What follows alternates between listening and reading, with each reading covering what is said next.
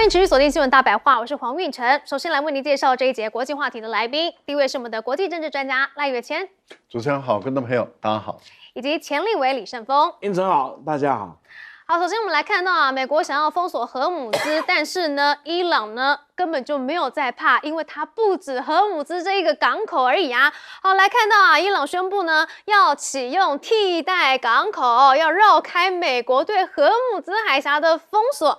根据伊朗的半官方媒体报道，伊朗要使用南部的港口以外的替代港口去绕过美国对荷姆兹海峡的封锁，所以最终呢，伊朗的油还是运得出去的。而且呢，美国封锁荷姆兹，结果油轮还是照样过啊。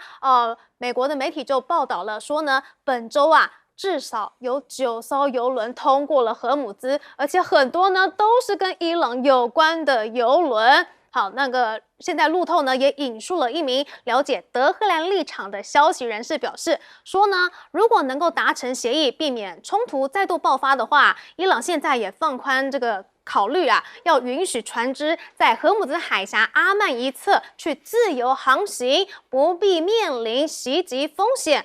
这个设想呢已经被纳入了谈判提案之中，也就是说呢，比较靠近阿曼湾的地方，他就让它航行。那这个靠近伊朗那一方呢，可能你就还是要危险，可能还是要缴一些保护费的啊。那现在美国还是说什么？说了，继续对伊朗制裁，包括了9艘油轮、14间公司，还有2个个人，全部都列入伊朗的制裁名单当中。好，那现在呢，两方有没有可能进行谈判协议呢？来看到现在川普啊，已经在这个谈判中设下了至少2条红线了。第一个呢，是要求伊朗啊，至少要停止20年。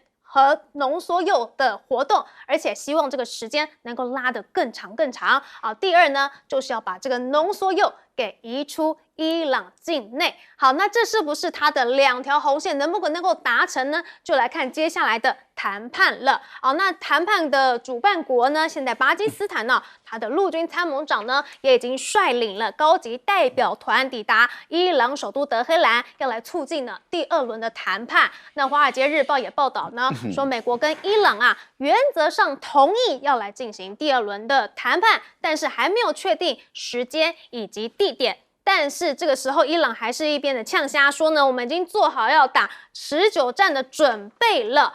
但是在谈判之前呢，很巧的是，伊朗跟美国都跟中国进行通话了。首先是伊朗外长拉拉格齐呢，他跟王毅通电话了，通报美伊谈判的最新情况。好，表示呢，我们伊方呢是愿意透过和平谈判的方式来继续的寻求理性现实的解决方案的。至于美国呢，川普是写信给习近平他称呢，他写信给习近平说呢，要求中国不要提供武器给伊朗，还说啊，这个习近平非常期待跟我见面，他会给我一个大大的拥抱。还称呢这个战争呢，谈到现在呢，习近平也还非常高兴，我打通了荷姆兹海峡。好，这都是这个川普自己个人的说法啦。那对此，中国大陆的外交部也说呢，确实我们中方呢都很愿意啊，继续来为早日恢复中东和海湾地区的和平稳定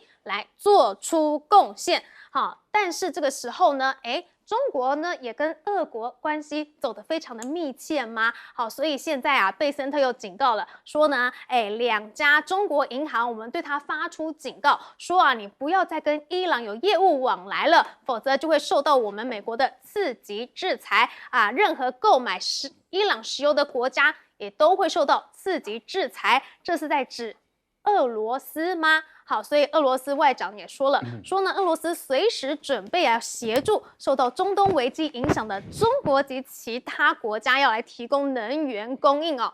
俄罗斯呢也愿意跟中国以任何形式来帮助促进美伊之间的谈判当中。好，那另外呢，俄国的文章也报道了说啊，普丁呢会在5月18号的那个星期到中国访问那普丁到中国访问的话呢，这个时候俄国的舰艇编队呢也抵达到了广东的浙江来进行访问了。那这一次是说什么呢？是要来进行例行性的友好交流活动。看得出来啊，中国跟俄罗斯的这个关系非常的密切，而且这个普丁跟习近平见面，5月18号不就是在川习会之后吗？好，所以这是不是也是给川普的一个下马威？请教赖老师。我们先谈一下这个美国要实施封锁啊。我们记得我们在这边有谈过，我们说难度很高。那果然现在证明了，确实美国要有效的封锁伊朗的油轮，难度确实很高。因为我们有谈到，也就是说，第一个，美国式的封锁，它是必须要拦截，然后再登船检查，最后决定要不要扣押的这个程序。但是伊朗采用的封锁的方法很简单，就是我直接攻击你，我直接把你打掉啊，把你摧毁。那伊朗已经证明它的方法很有效，也就是说，你只要通过这么一个狭窄的40几公里宽的这个海峡的时候，没有经过伊朗同意，它就直接炮火就开了。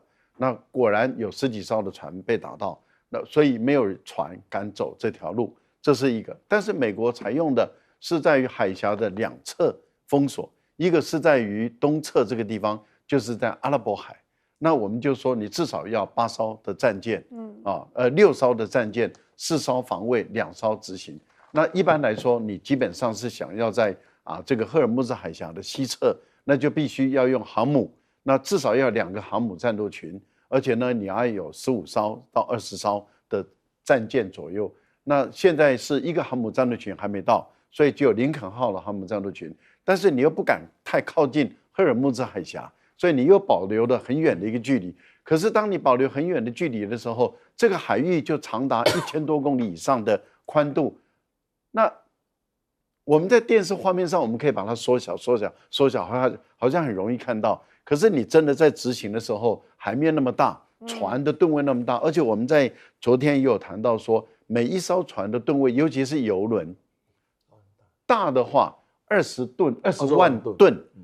最大可以到50万吨，就是20万吨到32吨，它装满油就32万吨了。如果你要再大一点的话，可以到50万吨。那坦白说，它不停的话，你的战舰去拦吗？你的战舰也不过就是3000多吨，你除非你把它打下来，你又不敢打，那你怎么弄？你要是强迫要激降，那本身也会有风险。结果你看到这个船还不是照走，那这个美国海军当然丢脸了。所以我们就觉得说，这个是可能性不大。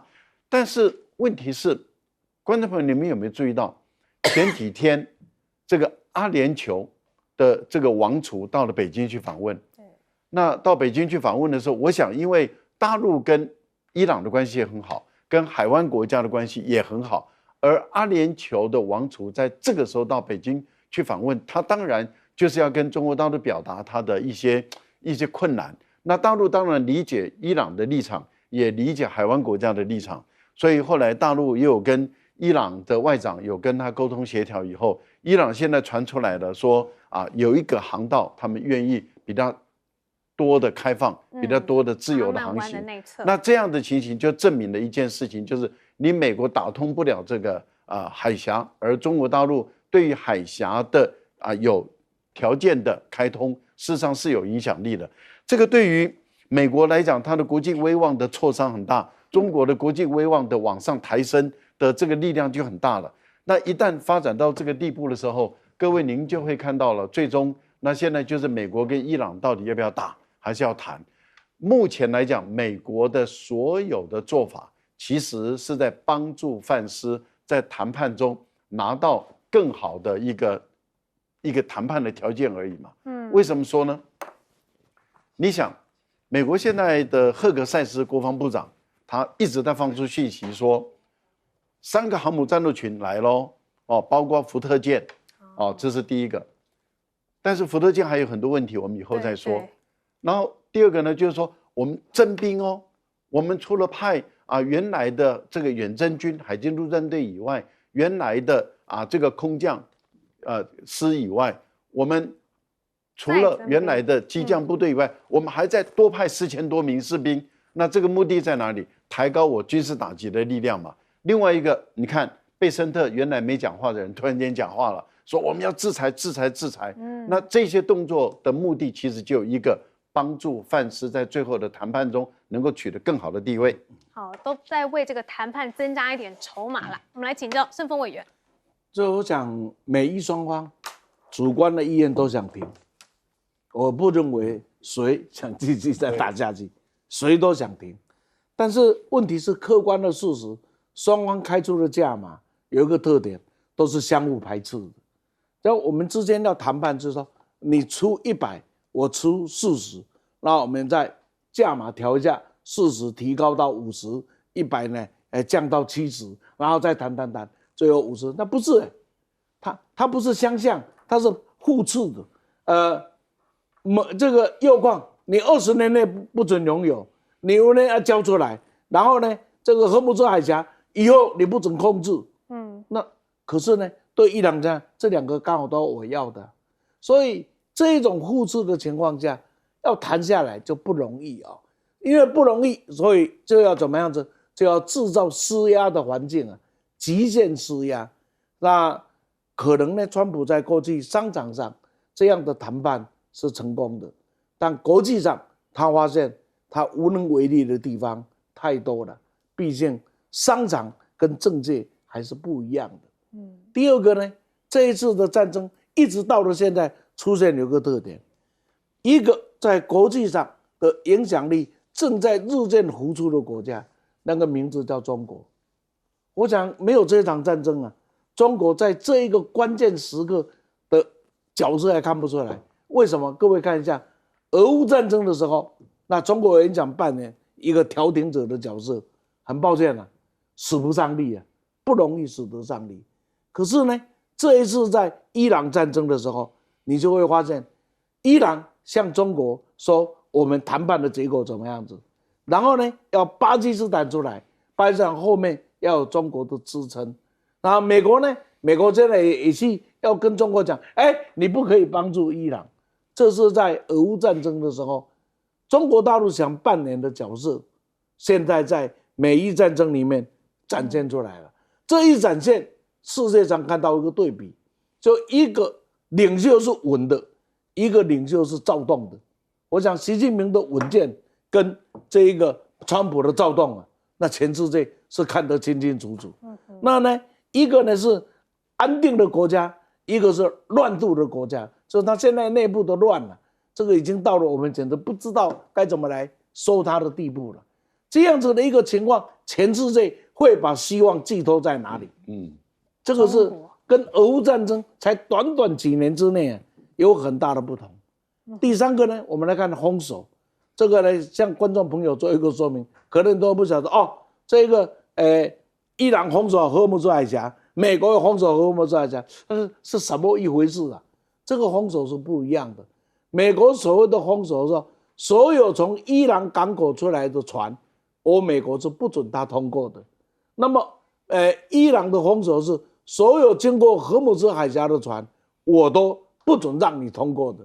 这2个之间是有很大的差别，这个差别里面就可以看出来，伊朗的封锁是实质的，美国的封锁秀的味道啊，可能比实质来得更重要。至于这个贝克汉讲的这个要所谓2级制裁，这个各位就听听就好了。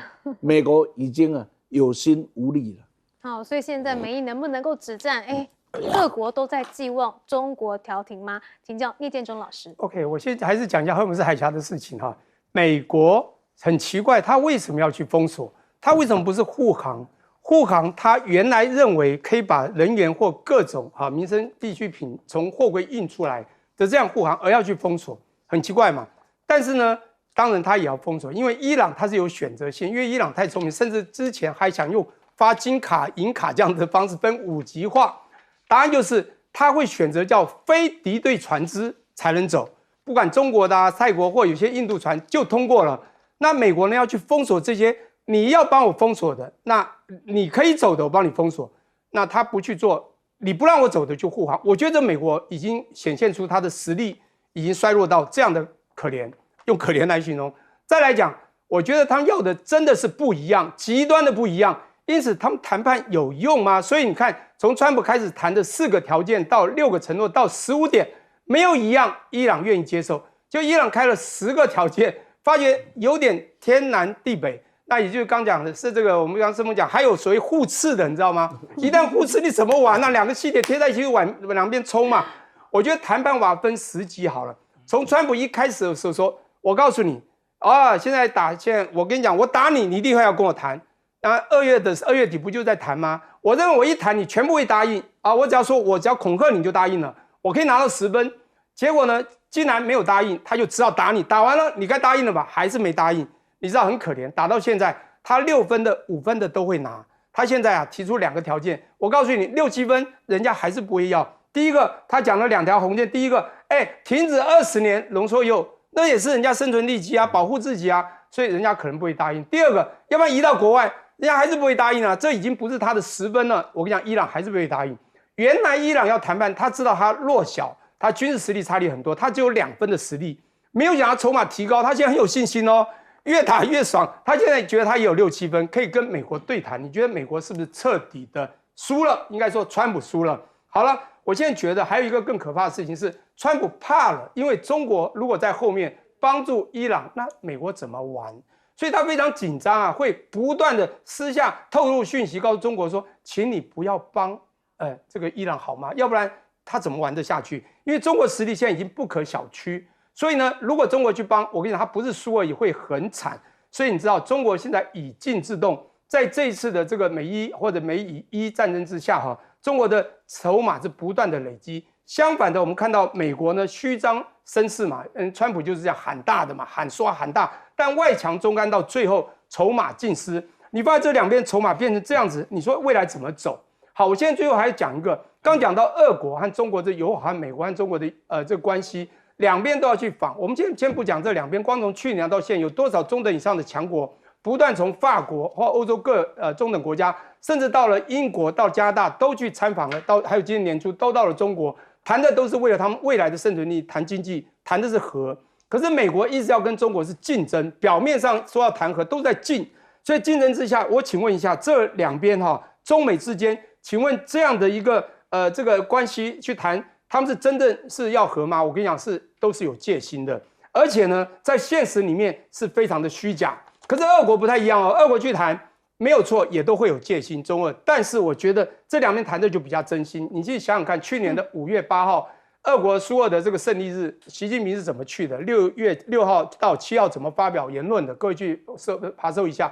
9月3号，普丁又怎么到了中国参加中国的所谓的反法西斯抗战胜利日，这样的一个关系就可以看出真心和假意了。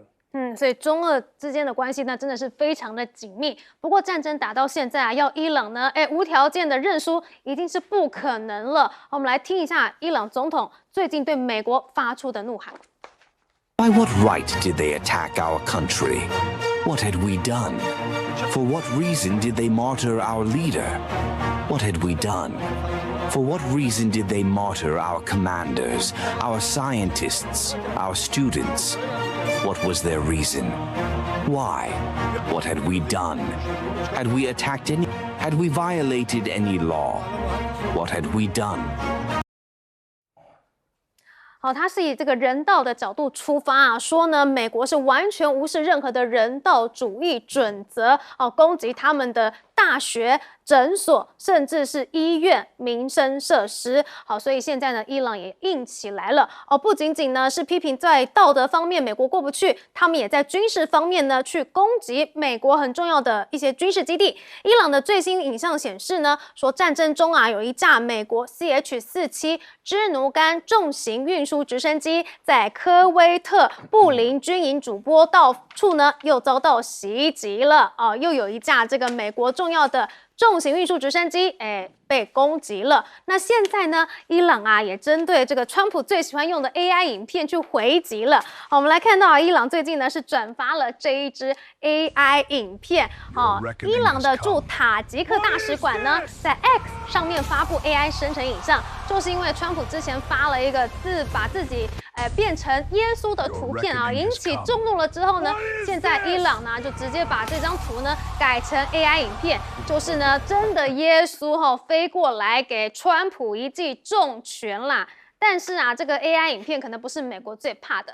美国现在最担心的什么呢？就是硬实力的崩坏。好，我们来看到啊，这则报道之前呢，我们就知道福特号在3月12号发生了大火，那个时候是燃烧了30小时。造成了600名舰员他们没有床可以睡。好，那现在啊，尽管美国声称说这个火灾呢对福特号造成的严重损害是没有的，但是呢，从这个持续的火灾时间来看呢，其实它的毁损情况是存疑的。或许呢，已经削弱了美国海军的力量。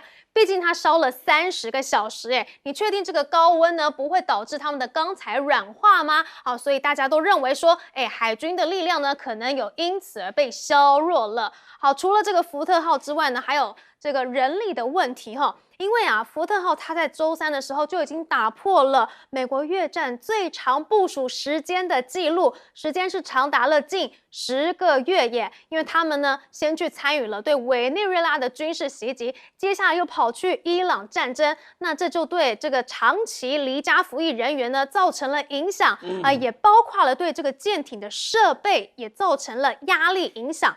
那在这个人力已经很疲倦的情况下，设备也已经不堪负荷的情况下，美国的航母荒确实就是一个问题了哈。好，我们来看到啊，随着福特号，它那个时候因为大火跑去希腊维修，那现在美军在中东战场呢，就剩一艘林肯号航母了。好，但是呢，我们来根据这个美国法典的规定海军作战部队应该保有不少于11件的作战航母。但是呢，美国的媒体分析啊，因为航母都需要定期去维修啊，但是美国的船厂都不堪重负了，没有办法完成翻修的工作，所以导致美军实际上就只有3到5艘航母处于备战状态，导致福特号去维修了之后，中东战场根本就无航母可用的局面。好，所以现在五角大厦也急了，怎么样呢？说要来重现2战的民主兵工厂。这个民主兵工厂呢，过去呢是将这个国内的制造体系转入军事用途，像是底特律的汽车业，在2战期间呢，也是停止生产汽车，转而去制造轰炸机飞机引擎，就是所谓的民主兵工厂。那《华尔街日报》报道了，说现在川普呢希望汽车制造商还有其他的美国制造企业呢，也能够重现就是在武器生产中扮演更重要的角色。好，那至于缺人的部分怎么办呢？美国《华盛顿邮报》报道了，说他们最近呢又要在这个中东来派遣数千兵力，想要迫使伊朗达成最终的停战协议。为此呢，就在考虑要进行打击或者是地面行动了。但人不够的话呢，美国军方今年竟然要自动征召年轻男性入伍计划。好，这个是美国政府呢将自动呢将18到26岁符合条件的男性登记到兵役系统中来进行征兵啊。但是这条法案呢，其实是在和平时期通过的，却在战争的时候来实施，这就引发人民对于时机的质疑。不过如果美国的年轻人在家收到了这张兵役，川普期中选举还要选吗？我们请教赖老师。战争在进行的过程里面，除了硬实力的较量以外，还有一个就是软实力的较量。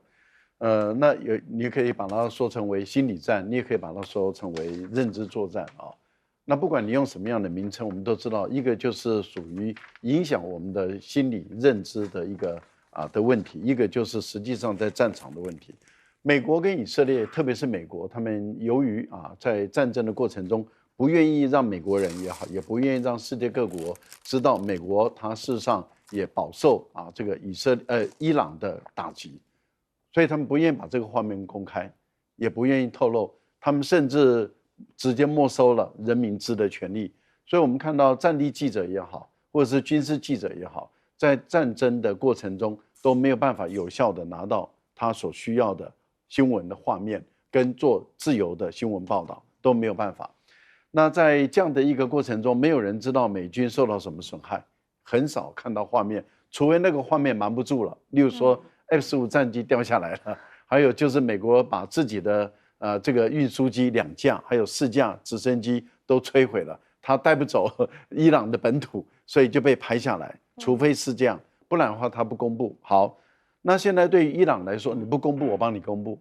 所以伊朗现在就是透过它的高解析度的人造卫星啊，然后就把这些画面一个一个公布了，那就让世界各国知道说，哦，原来并不是只有伊朗挨打啊，也不是只有这个真主党挨打，原来以色列也被打，特别是美国的军事基地也都被打。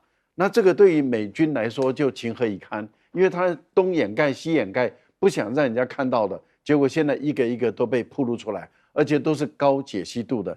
另外有关于我们昨天有谈到的，也就是说川普走得太超过了，他同时得罪了真主党跟这个他同时得罪了天主教徒跟基督教徒，而天主教跟基督教，特别是天主教在欧洲占主要的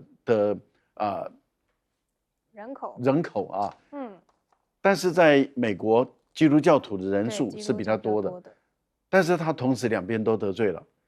他先对于教宗的当选说是因为他的关系，这个对于很多天主教徒来讲是没办法接受的。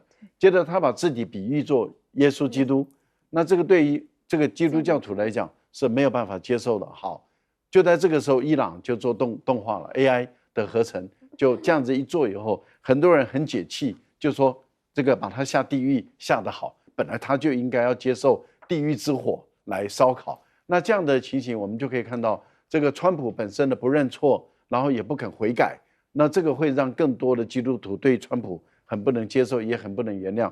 我想这个在认知作战这个部分里面，现在全世界几乎都在骂美国，这代表什么？美国的那一套认知作战方法已经失败了。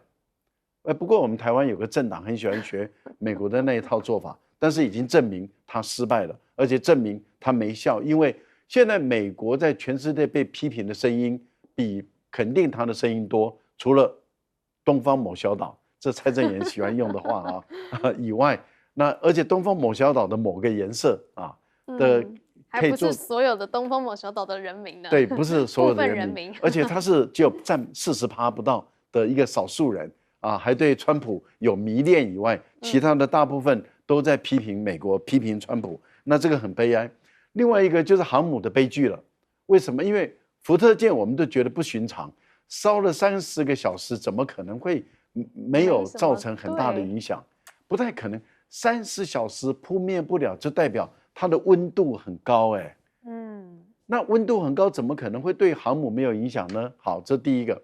第二个呢，美国的航母如果说只剩下3到5艘可以用，那你3艘都压在中东地区的话，那你等于是在太平洋之间，如果发生战争，或是在欧洲发生战争，你几乎没有航母可用那美国等于是出现了航母真空的一个状态，这对航母来讲是危险对，所以现在民主兵工厂，但是我们的这个美国汽车业真的能够补足美国的兵工的缺口吗？请教盛峰委员。川普的话你就听听就好了，这现在世界唯一的共识。这川普讲什么，听听就是了。因为你要是把他每句话较真了，痛苦的是你自己，快乐的是他美国的兵工厂这个大概连美国人自己都不相信了，自己都供应不来了，还要供应到其他的盟邦，算了吧，不讨论这个事情。倒是呢，很值得大家去讨论的一个事，那就是伊朗的总统所说的那几句话，你不觉得很悲凉吗？一个被攻击的国家，他叙述的，你们凭什么？你们凭什么？你们凭什么？这么多的凭什么？提出了哀嚎的时候，请问世界又有多少声音的力量愿意支持他们的这个哀嚎？所以弱者是没有哀嚎的权利。那你来看看，当时伊朗是被界定为邪恶轴心国家，而这个现在被界定所谓的邪恶轴心国家站出来的是控诉那一个，控诉他是邪恶轴心国家的恐怖大帝国。这看起来这个多荒谬的事这个世界正在上演。由于美伊战争对全世界最大的打击莫过于道德从此不再能相信，价值从此不再有人信服。大家信服的是什么？真理只存在于大炮射击的范围之内。假如有一天我们是接受了这样一个真理只存在于大炮的射击之内，那所谓的价值道德还有意义吗？而今天美国对伊朗的做法不就是如此吗？再过来，现代的战争也告诉我们一件事情：打得起啊，耗不起。福特号烧了30个小时之后，现在不是在执行任务，现在是在整修中，在希腊整修中。所以现在中东只有2艘，只有1艘，不能讲3艘啊，不能讲2艘，只有1艘，因为另外还没有到嘛，还没到。所以这个时候美国的海军怎么落才到这种地步呢？我去找资料，我又发现一个字，知道航空母舰、核能航空母舰，它是燃料不需要补充，可是啊，它的护卫军舰要不要补充油料？还有你的船只要不要补充食品？要不要补充民生用品？要。所以核子燃料不是可以当饭吃的，它只是航程不受限而已。因此补给舰就很重要。有一艘9000吨的补给舰被伊朗射中了，它少了这个补给舰之后啊，没有补给舰的航母战斗群是假的。所以刚刚主持人问到我说兵工厂这一件事啊，那么让我再告诉你，美国的海军部长叫 Lisa， 他提了一个33计划，33号计划。为什么叫33？因为他是第33任的海军部长。他的提出要干什么？要在2027年的时候，美国可以在亚洲地区动员出来的是他军力的80%。结果呢？大概永远只存在数字，他不会发现。那他们也知道我的吨数再多，当我不能动，我不能维修，这些吨数是废铁。所以33号计划正证明美国的废铁啊正在产生中。没错，美国现在确实是航母荒的状况。我们请教聂老师。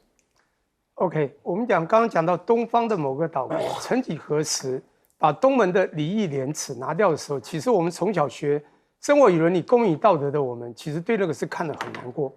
结果我当然虽然也在美国读了10年的当然10年待10年不是全读了10年书，也做生意在那边，感觉美国多多少少也维护一个道德。不过我现在发觉，怎么美国变成人道尽上、人格尽失呢？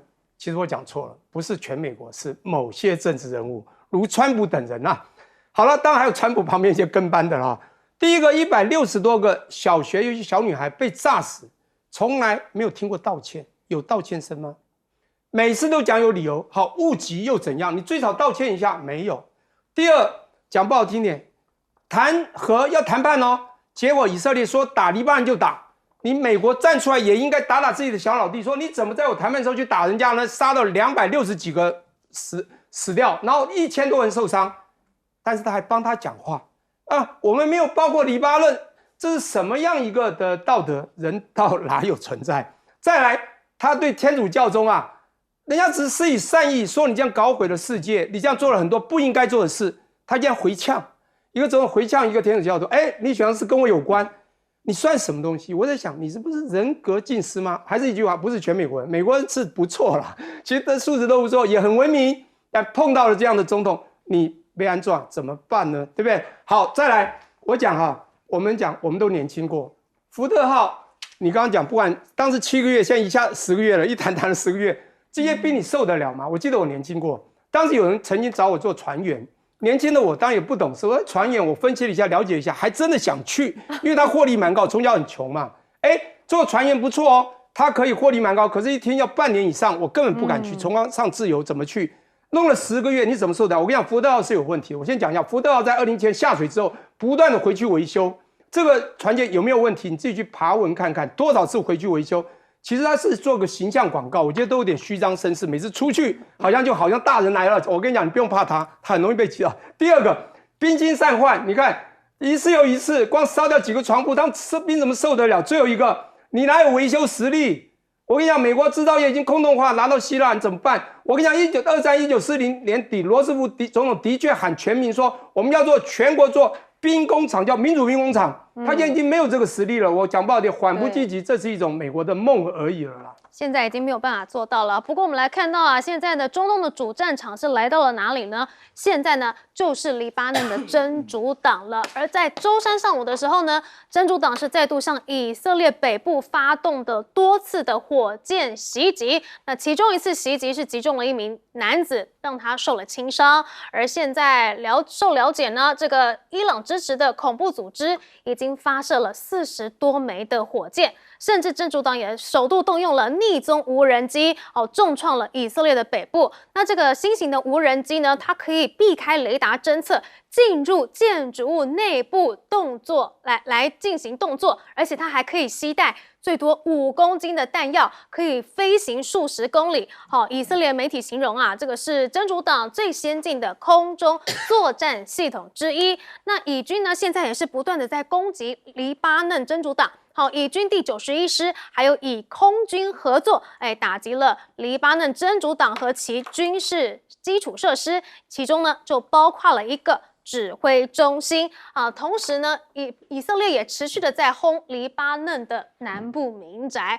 以色列的军队啊轰这个南部的建筑物，军方拍摄的画面显示呢，以色列是袭击了政府医院附近的一栋居民大楼。同时，以色列也对这个贝鲁特以南沿海公路上的至少2辆汽车去发动空袭。但是这个地点啊，距离以色列的边境以北大约只有70公里而已。以色列呢，现在是不断的对一些居民区都来进行轰炸。子弹已经不分军或者是民了，但是我们来看到啊，这个是战场还有谈判桌上面的2样情吗？因为以色列的安全内阁呢讨论说，以色列跟黎巴嫩之间呢可能要停火了。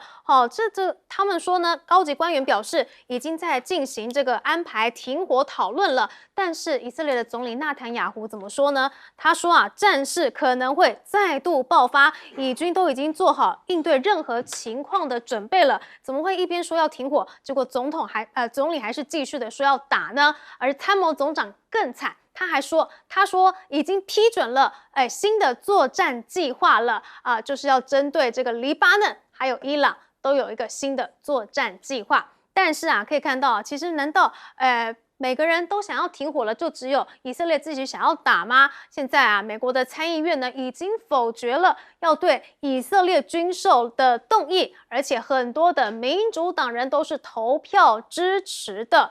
但是啊，这2项阻止军售决议还是遭到了所有的共和党人反对，最终呢是被否决的。不过啊，这场这个提案呢，有80%的民主党议员通通都是反对这项计划的。好，那除了这个民主党反对之外呢，联合国的人权专家呢也呼吁所有的会员国啊暂停向以色列去出售武器。所以现在看得出来啊，就只剩下美国的共和党一个党派在支持以色列继续打下去吗？我们请教赖老师。美国看起来已经跟过去有很大不同了过去不管是民主党或共和党，绝大部分都会支持以色列。现在很明显的看到民主党这边已经产生了大部分是不支持以色列了，所以只剩下共和党在支持。那如果说其中选举共和党选败的话，我觉得局面可能又会产生本质上的变化。也就是说，如果美国对跟以色列关系产生质的变化，这个对以色列是相当不利的。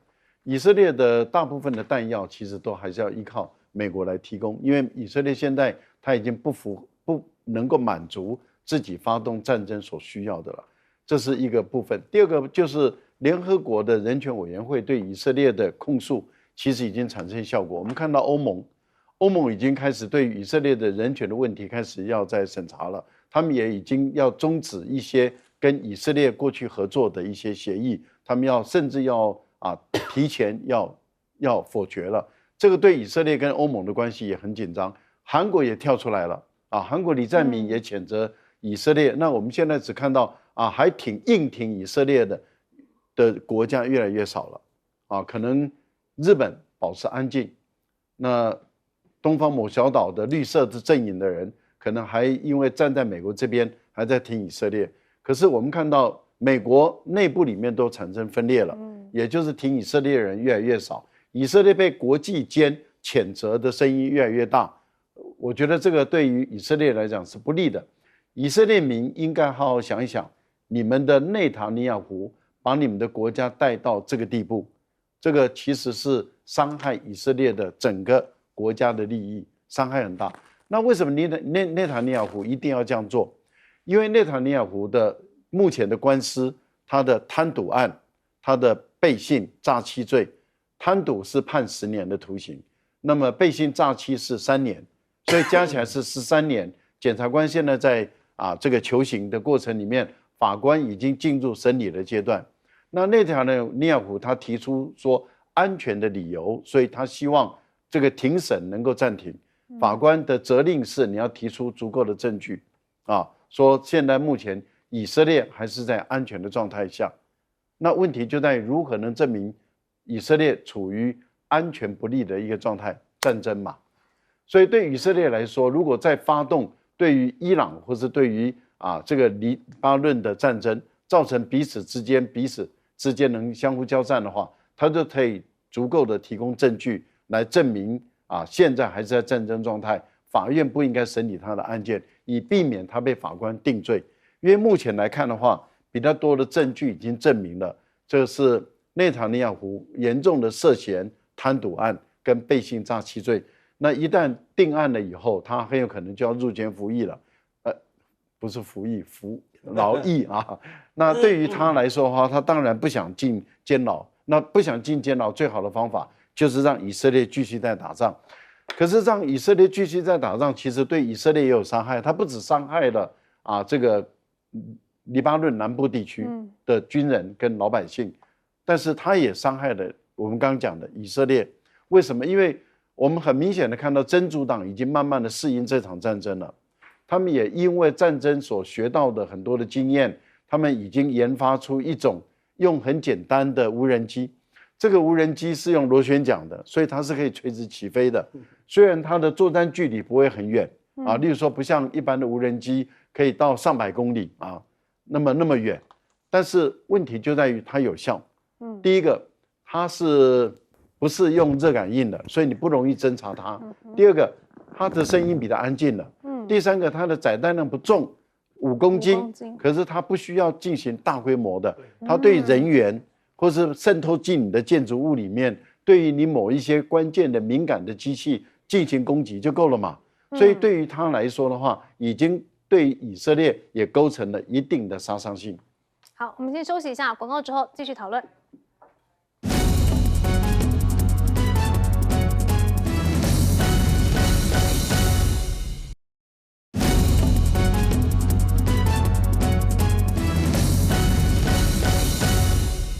纳坦雅胡不肯停战，都是因为不想要面对自己的官司吗？请教盛峰委员。全世界都知道纳坦雅胡为什么在搞这一场战争，难道以色列人不知道吗？不知道他为了一己之私，为了一己之利，把整个国家带进了险境吗？难道所有人看不出来，他为了自己的意识形态，然后坚持要去走宗教疯狂的道路吗？别忘了，希特勒之所以把德国带进了悲剧，就是这样子来的。一句很有名的话，大家都记得，那就是当纳粹开始在抓人的时候，抓到的是左派。我想我不是左派嘛。当开始在抓共产党的时候我不是共产党嘛。当开始在抓这个宗教人士的时候，我没有那样的宗教信仰嘛。当开始在抓犹太的时候，我不是犹太嘛。到有一天要抓我自己的时候，我发现没有人可以声援我。今天你不觉得以色列纳坦雅胡正在走希特勒的道路，而整个的以色列人正在做那一个事后会反省的那一个感叹的手指吗？那我们再来看一看，迈向以色列的一定会是纳坦雅胡，因为以色列在2次大战之后获得了全世界对他的同情跟支持，更重要的是在以阿几次的战争里面，以色列赢得了世界上很多人对他们的肯定。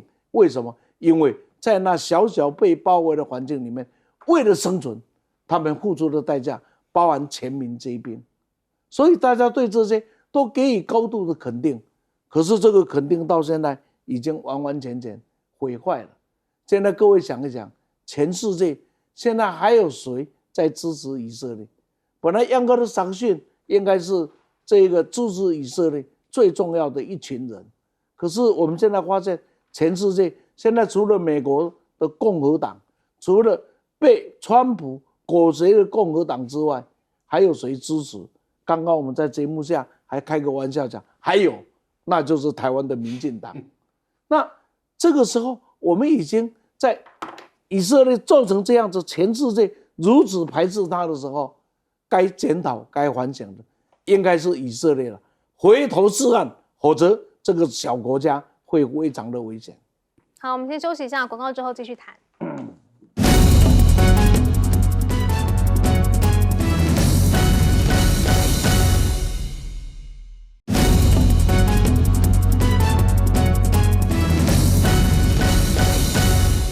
现在纳坦雅胡成为了战争停止的变数吗？请教聂老师。OK， 刚刚前面两位都对这个纳坦雅胡叙述了非常之多了，我就不谈这个人，但是我谈这个中东这个地域啊，这个地方，那么这边两派相争，当然以色列国家这么小，那么当然其他中东国家有美国的保护，各个地方都有军事基地。